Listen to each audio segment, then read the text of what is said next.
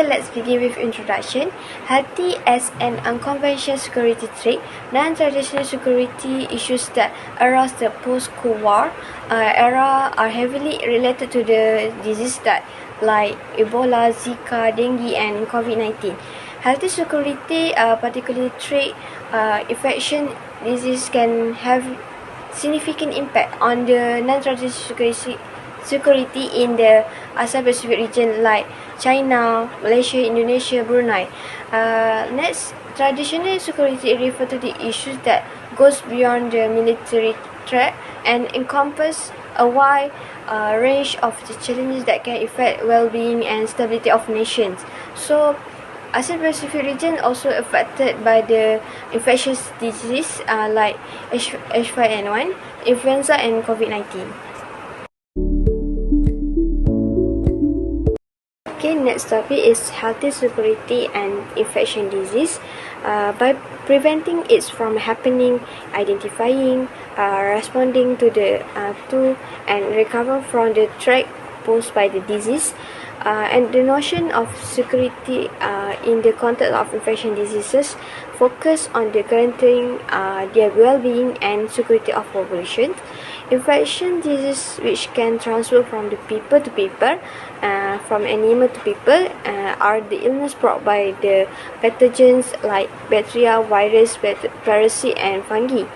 The WHO, which is World Healthy Organizations, was imbued with a consultation authority to combat the pandemic or endemic like the COVID-19. We know we need to wear a mask properly and keep the social distancing. 2.1. Okay, next 2.1. Understand healthy security.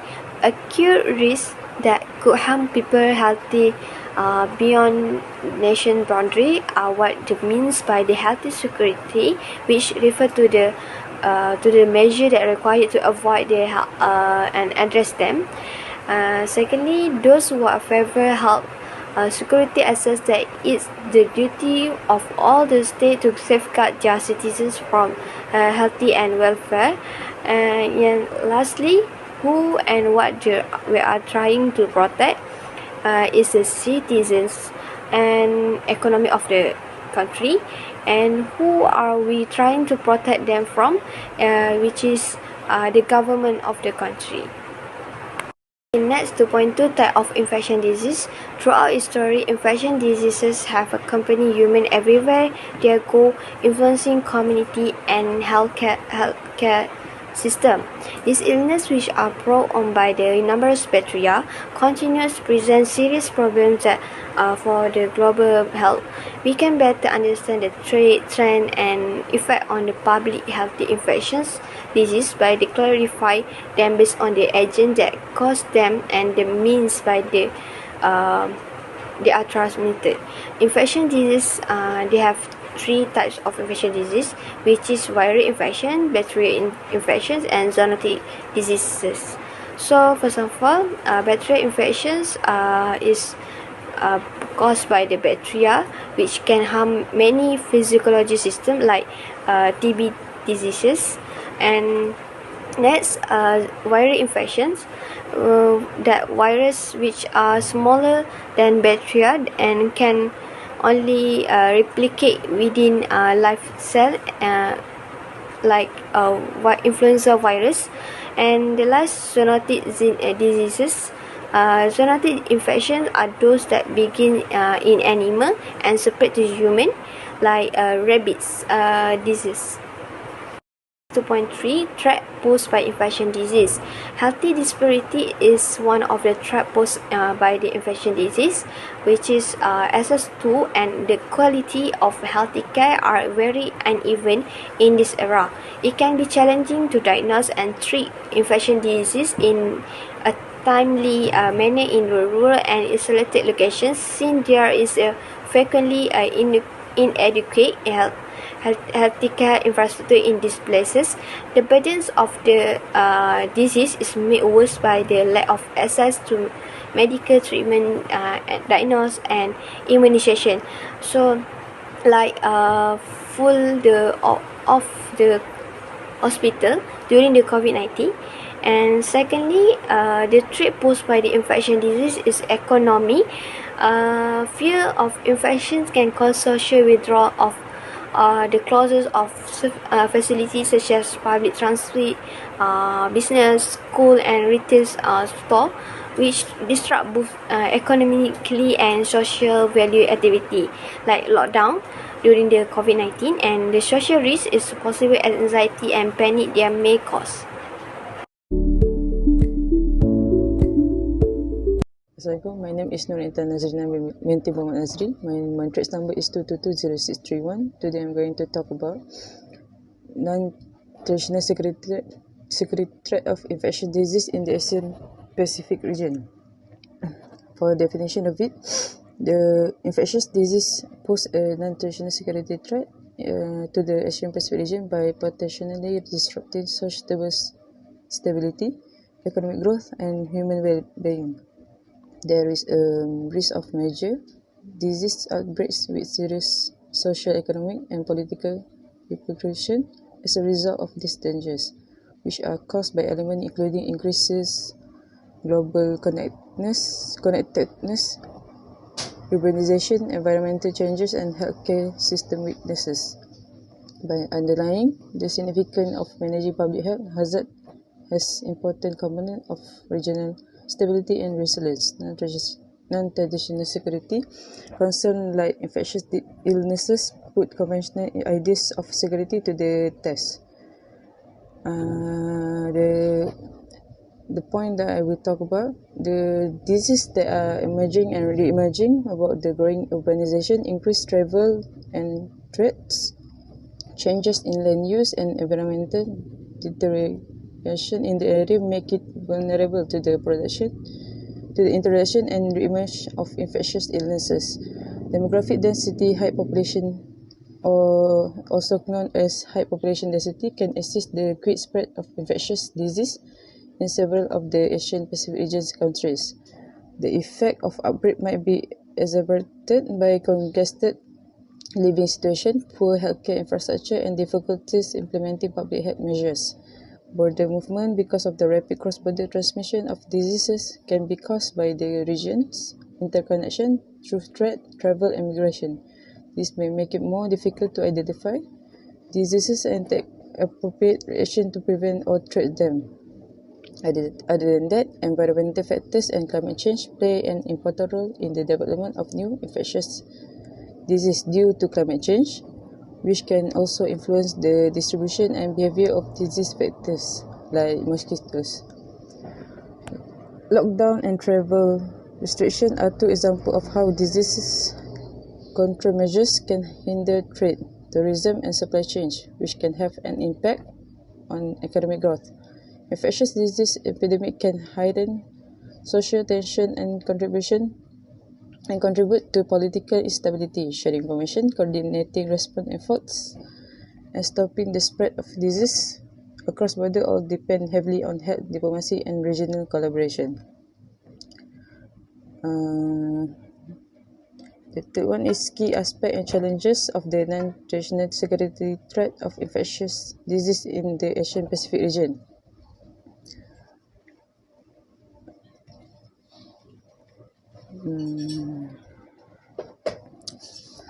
The Asia-Pacific area faces several significant issues that influence the region's susceptibility to disease outbreak because of the non-traditional security threat posed by infectious illnesses. Effective preparation, response, and cooperation depends on an understanding of this factor. The challenges include early detection and reporting, resources limitation, health disparities, missing information and communication, and finally coordination and collaboration.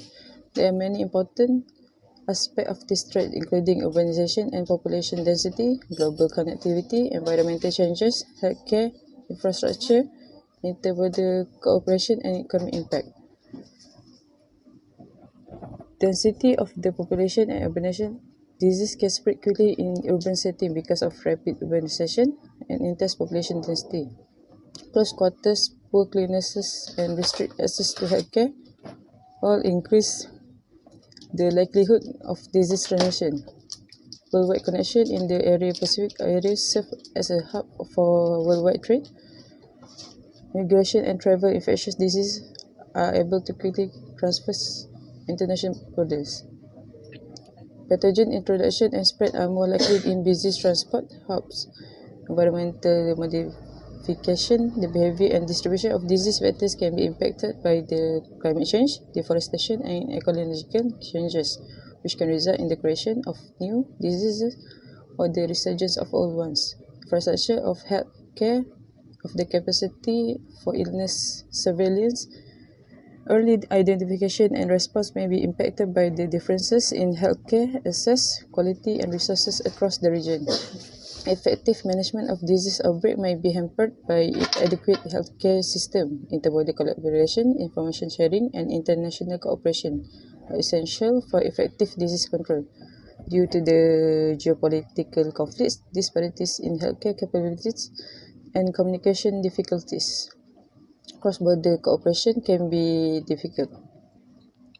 Monetary impact economy disruption caused by disease epidemic include trade disruption and reduce in tourism and decreased production as a result of illnesses.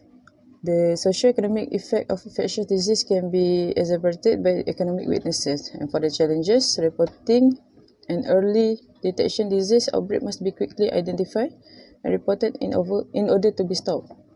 In certain nations, efforts to respond quickly are hampered by inadequate surveillance system and a dearth of reporting procedures. Resources restriction will make more nations in the region find it difficult to dedicate enough funds for public health infrastructure, immunization drive, and emergency measures, which can thwart efficient disease control. Disparities in health, the impact of disease epidemic can marginalize people can be made worse by differences in healthcare access within the nation, placing additional burden on healthcare system and escalating social disparities. Communication and false information public health initiatives may be hampered by rumors, inaccurate information, and poor communication. During a crisis, it might be difficult to establish trust and spread correct information. Collaboration and organization due to varying interests, resources, and mandates, it can be challenging to coordinate response across various parties, including governments, international organizations, and NGOs. Geographic and political factors cause conflict and tension to the political front and might make it difficult to work together to combat disease. Collaboration in regional health may be trumped by national security issues and border conflict. Access and provision of vaccines, as some nations may have trouble getting and distributing vaccines, resulting in uneven disease protection. Ensuring fair access to vaccines is a difficulty. Preparedness for pandemic. Effective pandemic preparation strategy to demand a large financial commitment and collaborative effort. And response containment operation may be delayed due to delay of preparation. So my name is Nur Aimidin Zamudin, 2220632. So now we move to the impact of infectious disease on non-traditional security.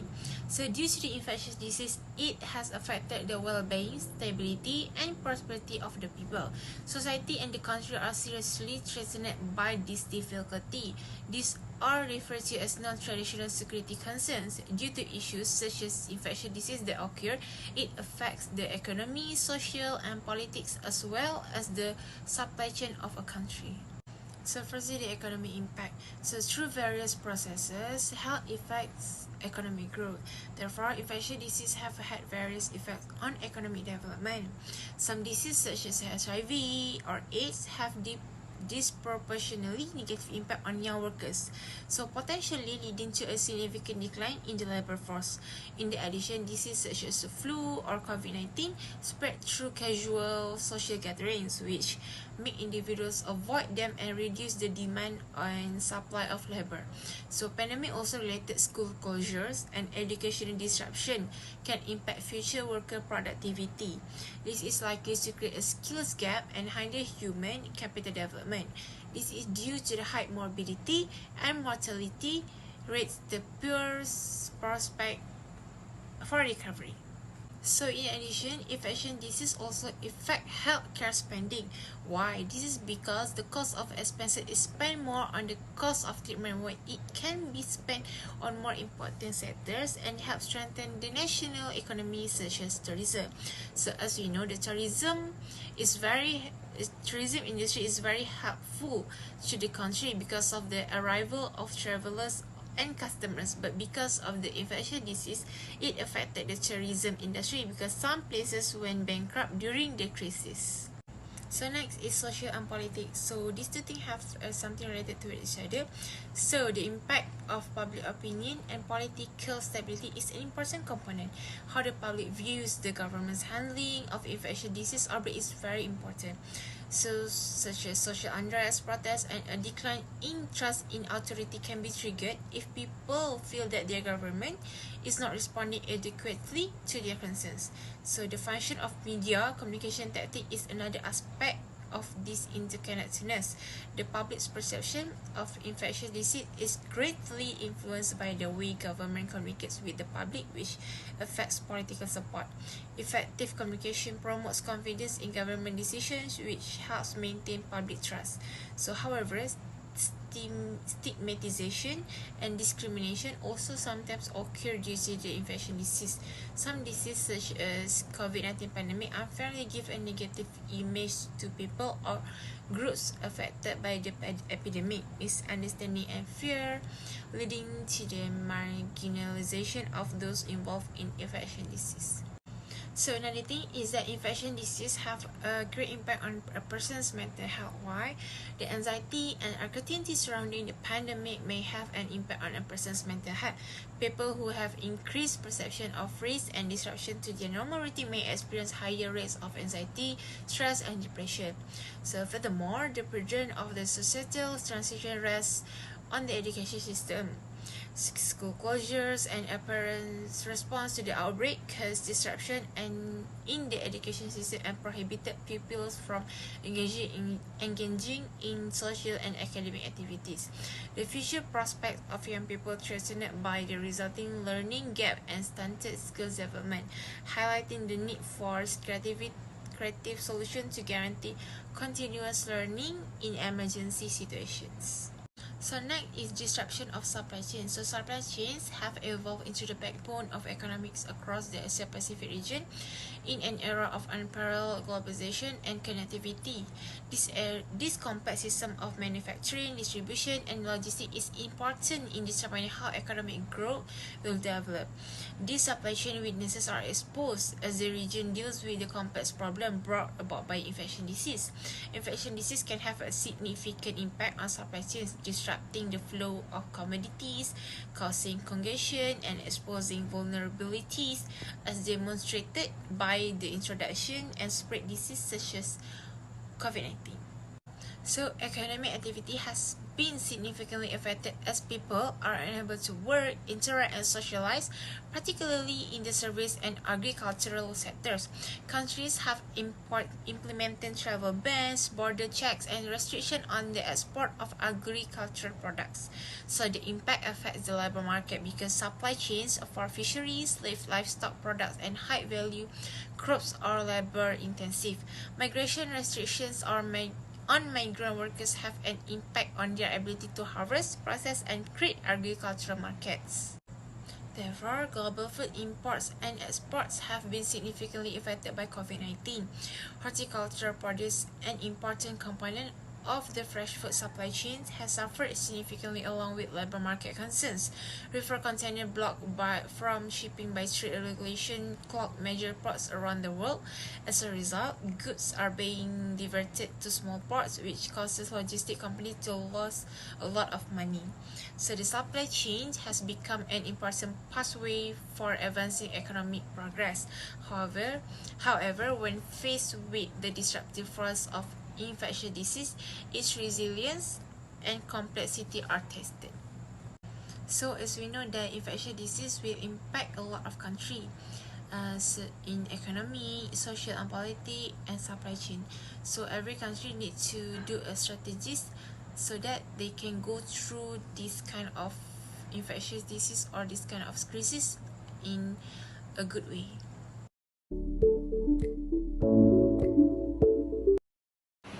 Hello everyone, my name is Rubin Joy Chandran. Mention number is 2220629. Now I am going to present the case study. First case study is the severe acute respiratory syndrome, which we call SARS. SARS is the first significant new infection disease to have affected the global society in the 21st century. In November 2002, it began in southern China, traveled to Hong Kong in February 2003, and the quickly spread to 29 nation regions across 5 continents. The SARS outbreak of 2002 until 2003 had significant impacts on non-traditional security issues in the specific ASEAN region. Here are the some ways which SARS outbreak affected non-traditional security in the specific ASEAN region. First, the public health infrastructure preparedness. The outbreak exposed in public health infrastructure emergency preparedness in many countries. It highlighted the need for better disease surveillance, response system and international cooperation to combat infection disease. Secondly is the economic impact. Travel tourism was severely affected due to the fear of transmission, leading to economic losses in the hospitality and transportation sectors. Supply chains were disrupted, impacting trade and manufacturing activities. Then thirdly is the social distribution. The fear of infection and government responses such as quarantines and travel restrictions led to social distribution. Schools were closed, public gatherings were cancelled, and people were advised to stay home, affecting the social interaction in daily life. And finally is the global health governments. The role of the international organizations like the World Health Organization in coordinating responses to infection disease outbreak. This experience led to discussion about strengthening international health regulation and cooperation mechanism. Now we are going to see about the next case study, which is the COVID-19. The COVID-19 pandemic is the global outbreak of coronavirus, an infection disease caused by the severe acute respiratory syndrome coronavirus 2 SARS-CoV-2 virus. The first cases of novel coronavirus were first detected in China in December 2019, with the virus spreading rapidly into other countries across the world. This led who is declared to public health emergency of international concern on 30 January 2020 and categorized the outbreak as a pandemic on 11 March 2020. The COVID-19 pandemic caused by the novel coronavirus has had profound and far-reaching impacts on global health, economy, society and various aspects of non-traditional security. Here are the some keys in which COVID-19 pandemics are impacting non-traditional security. First is the public health crisis. The pandemic has been significant public health crisis, overwhelming healthcare system in many countries and straining medical resources. The second is the supply chain distribution. Global supply chain has distributed due to the factory closure, transportation, restriction and other logistical challenges. This has affected the availability of essential goods, medical supplies and farmers. And fourth is the digital transformation. The pandemic accelerated adoption of digital technologies and remote work, leading to changes in work patterns and creating new cybersecurity challenges. And fifth is the education distribution. School closure and shift to online learning have disrupted education system, particularly for students without access to technology or stable internet connection. And moreover, the global cooperation and geopolitical implication. The pandemic revealed both the importance of global cooperation in addressing health crises and the challenge of geopolitical tension that hinder such cooperation. And moreover, vaccine distribution equity. The global distribution vaccine has raised concern about equity, with some regions facing challenges in accessing vaccines and achieving widespread vaccination coverage. And humanitarian crisis. The pandemic established the existing humanitarian crisis, especially in conflict-affected areas and refugee camps, where healthcare systems are already fragile. And finally is the environmental impacts. While the immediate focus was on the pandemic, some environmental issues were temporarily left due to the reduced industrial activity and travel. However, the pandemic long-term impact, environmental policies and priorities remain to be same. So, Assalamualaikum, I'm 2220605. I'm Marja binti Salahuddin. So today I'm going to talk about the collaboration among Asia Pacific, and international organizations. So I'm gonna use Malaysia as a first example because Malaysia was a member of Asia Pacific region. So Malaysia also collab with a lot of countries, for example China and Indonesia, especially during the COVID-19 pandemic. So when that country faced with the threat of infectious disease, these three nations aid on one another to maintain the protection of the nation health. So first, Malaysia and China work together to obtain supply chain and other things. So as a result, when Malaysia encountered a mass shortage during the COVID-19 pandemic, so China helped this nation. So where Jiang Ma Foundation and Alibaba Foundation from China was announced the donation of medical supplies to Malaysia and 3 other Asian countries.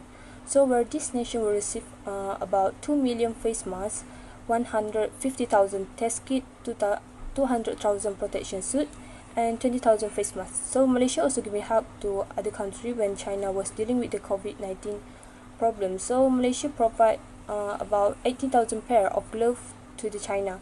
So next collaboration between Malaysia and Indonesia, where the Indonesia government received medical supply and equipment from the Malaysia government to help them fight the COVID-19 pandemic.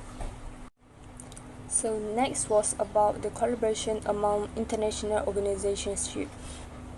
So when having a good cooperative relationship with international organization will give many advantage to the country. So as a result, Senior Asian Health official convened online on March 13 to retire their dedication to regional cooperation. So exchange data on the effectiveness of social intervention and disease surveillance, and talk about regional access to testing and equipment facility. So other than that, the South Asia Association for Regional Cooperation (SAARC) has acted the creation of an emergency fund to combat COVID-19. So a shared research platform and the sharing of information and tools were topic of discussion among SAARC leader on March 15. So the Asia Development Bank is well positioned to support the continuous of this initiative because regional cooperation is integrated in its very DNA. So the Asian Development Bank has raised about 6.5 billion for the initial COVID-19 response by its developing member nation. So this is how Asian and the Pacific and its regional community are continuing to stand together in the best tradition of regional collaboration. So especially during time of crisis. So next was about the strengthening preparedness and response. So firstly, I'm going to talk about the preparedness. So they have a few strategies to strengthening preparedness to health emergency, which are strong and fully finance the pandemic fund to provide catalytic and gap filling funding. So it is because the global health emergency preparedness response and resilient HEPR architecture has deficiencies that are not filled by current finance flow. So several assessment and organization has suggested a new pool fund as a viable international finance solution to better assist national preparedness and response, so as well as global public goods.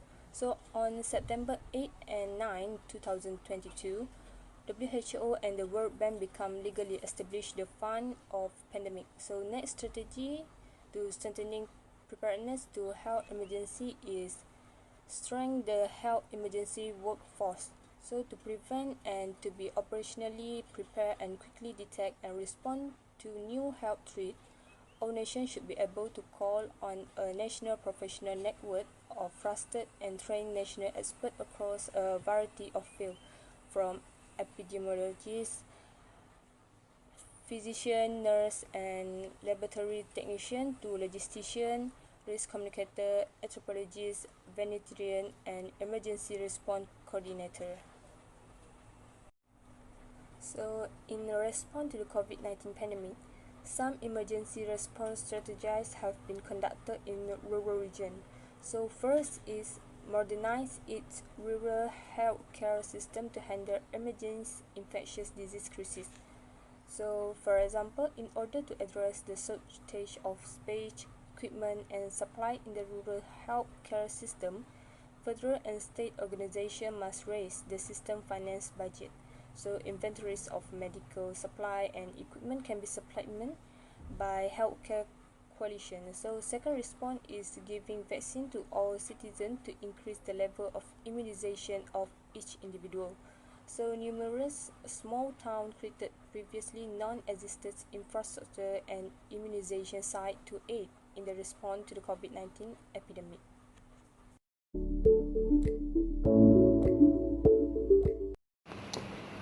Balancing health security with non-traditional security concern is a complex change, especially in the context of outbreaks SARS and COVID-19. Here are some strategies for mitigation and integrating healthcare concern with other security priorities. First is a strategy for mitigation. Multi-sectoral approaches. Adopt a multi-sectoral approaches that involve collaboration between health authorities, government agencies, and various sectors like transportation, education, and economies. Second is the risk assessment and scenario planning. Conduct through a risk assessment and scenario planning to identify potential impacts of health crises on various non-traditional security factors. This allows for the development of targeted strategy to mitigate these impacts. And third is the flexible governments. Establish governance structures that are adapt to changing situations. This enables authority to address evolving health and security challenges while minimizing disruption. And moreover, the effective communication. Implement clear and transparent communication strategy to disseminate accurate information about health risk and mitigation measures. This help build panic, trust, and prevent panics. Resource allocation. Allocate resources strategically, considering both health needs and non-traditional security priorities. Balancing investment in healthcare infrastructures, social support system, and other sectors is essential. And finally is capacity building. Build capacity for crisis management, including training personnel in both health and non-traditional security sectors to respond effectively to complex emergencies. And next is the integrating health concern with other security priorities. First, the cross-sectional collaboration. Facilitate collaboration between health authorities and agencies responsible for non-traditional security concerns such as disaster management, economic planning, and education. This ensures coordinated responses. And second is the policy coherence. Develop a policy that take into account the interconnectedness of health and security. Ensure that health considerations are integrated into broader policy framework for social resilience. And third is the inclusive approaches. Recognize that the health crisis can disproportionately affect the vulnerable population. And following data sharing and analysis, foster information sharing and analysis between health and non-traditional security agencies. Utilize data-driven insight to inform policies that balance health security with other security priorities. Regional internet cooperation. Collaborate with the neighboring countries and international organizations address the health security nexus challenges collectively. Share the best practice, resources, and expertise. Now, finally, education and awareness. Promote education and awareness campaign that highlight the interconnectedness of health and other security concerns. This encourages individuals and community to take hostile approach to preparedness. And this is that's all from me. Thank you. For the conclusion, non-traditional security is severely impacted in the Asian Pacific area by health security, notably the threat of infectious illnesses, rapid travel and trade, together with the interconnection of the nation in these regions, increase the risk that disease outbreaks will become more serious security issues. Infectious illness transmission has the potential to cause societal upheaval, healthcare system pressure, and economic disruption. Additionally, this health risk could lead to diplomatic disputes that harm collaboration and international ties. Comprehensive regional cooperation, prompt information exchange, and a strong healthcare system are necessary to reduce this threat and maintain the Asian Pacific region's stability and health.